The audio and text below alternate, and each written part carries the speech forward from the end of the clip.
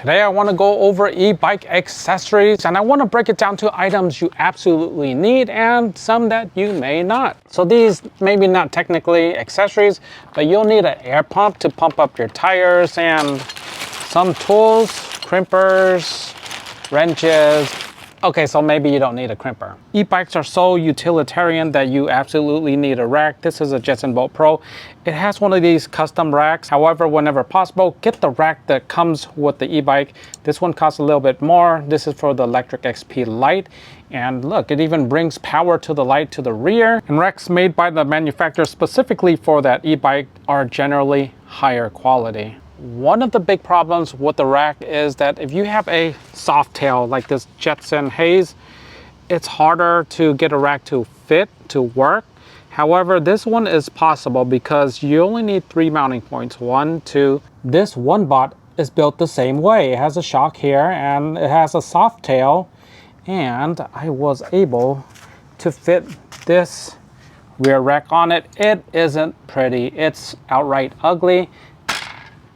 But boy, it is strong once you get it all together. Similar to the Haze, 1, 2, and of course with the rear rack, you need mounting straps.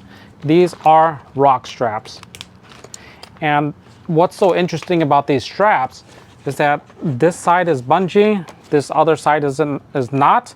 And when you open it, it doesn't have a tendency to fly in your face and take out your eye. That's how the designer of the strap made it to be, because when you have like just bungee cords and you unloosen them, there's a tendency that they can just swing back, whop, take out your eye.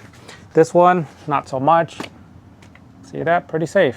In case you're wondering what this bundle of joy is, this is another type of strap system.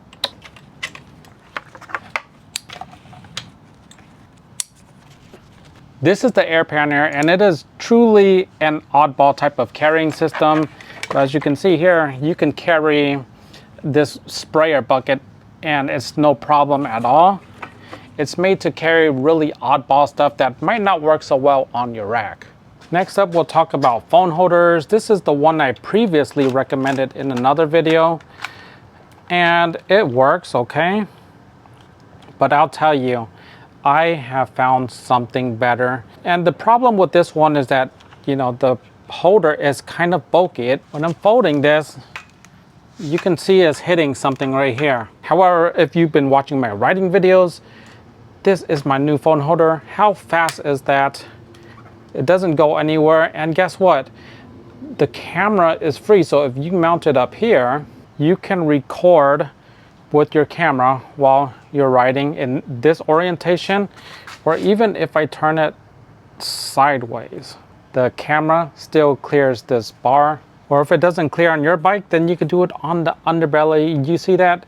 That is clear. It's that easy. Now you can join the club of being a midlife crisis YouTuber. This next accessory is absolutely needed. A helmet. And it's gotta be a sexy helmet. Of course, there's different grades of helmets. If you're riding extremely fast, then get like a DOT approved helmet, or get a helmet approved for 28 miles an hour. Otherwise, normal bike helmet does the job. Next up, you might have seen this in every single riding video I've done, and that is a rear mirror, and this particularly cheap rear mirror. This thing is $8, and you might not think that you'd be able to see behind yourself, but boy, you can. And here you go. This is all you have to do.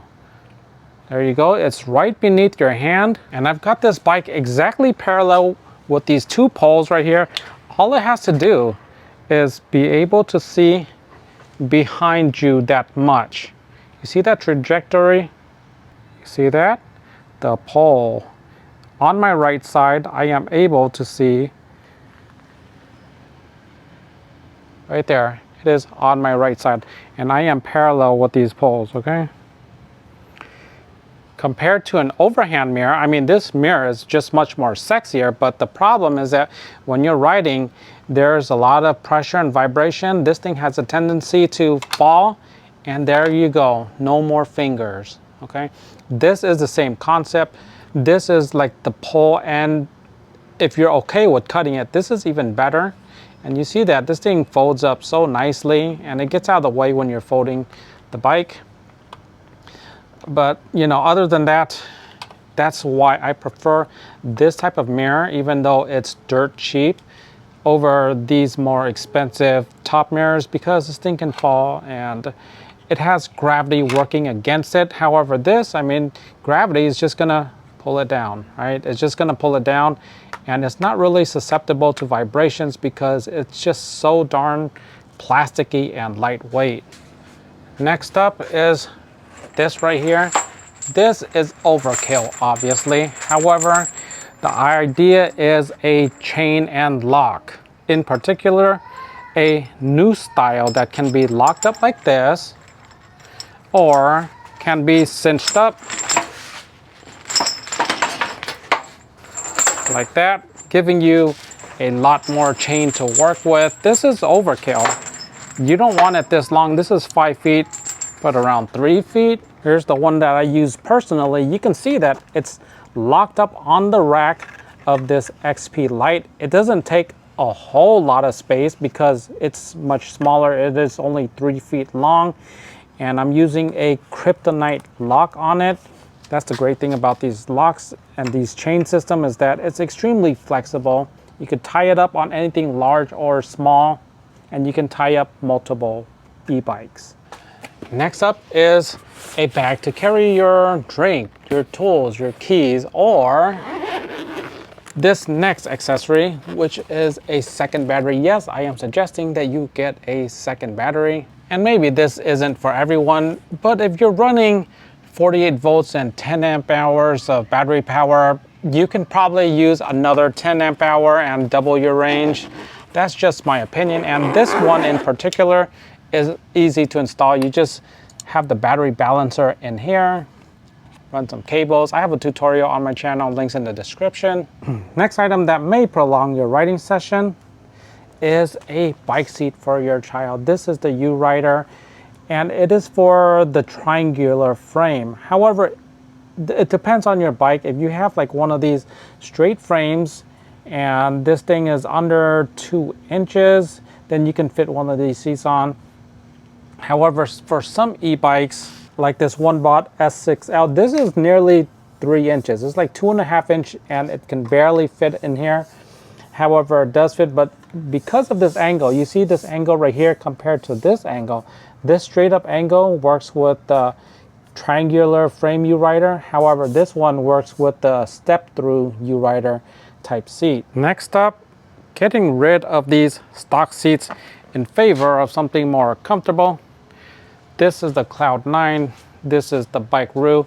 And I'll tell you, if you want to save money, you know, just get whatever's cheapest, as long as it has one of these gaps.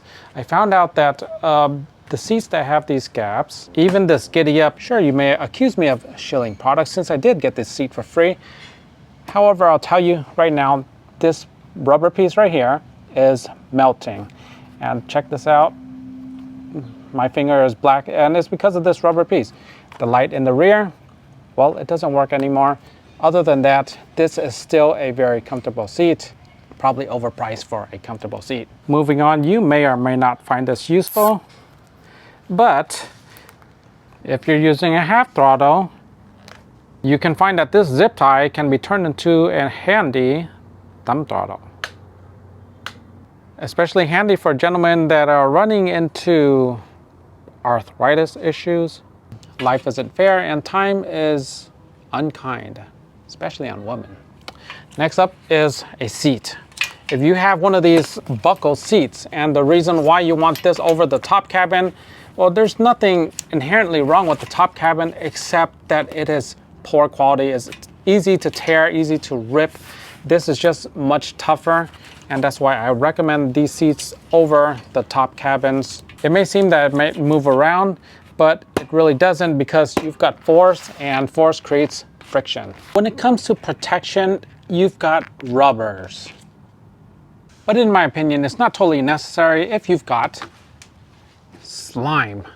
You don't need this much slime. This much will do, and an ounce of prevention, well, technically 2 ounces, will go a long way. Electric comes pre-filled with slime, so you don't have to do anything there.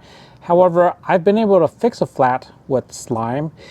It's been able to survive goat heads, been able to survive staples. I know there are better offerings out there like that Tannis wheel liner or some solid state wheels, and you may need those things, especially if you have a crazy ex following you all the time. But for most people, a bottle of slime will do the job. You don't have to worry about getting stuck on the side of the road and making that call of shame. This next item is for people that store their e-bikes outside, and it's a cover. This one is made from 420D nylon. It is rated for 2 or 3 bicycles.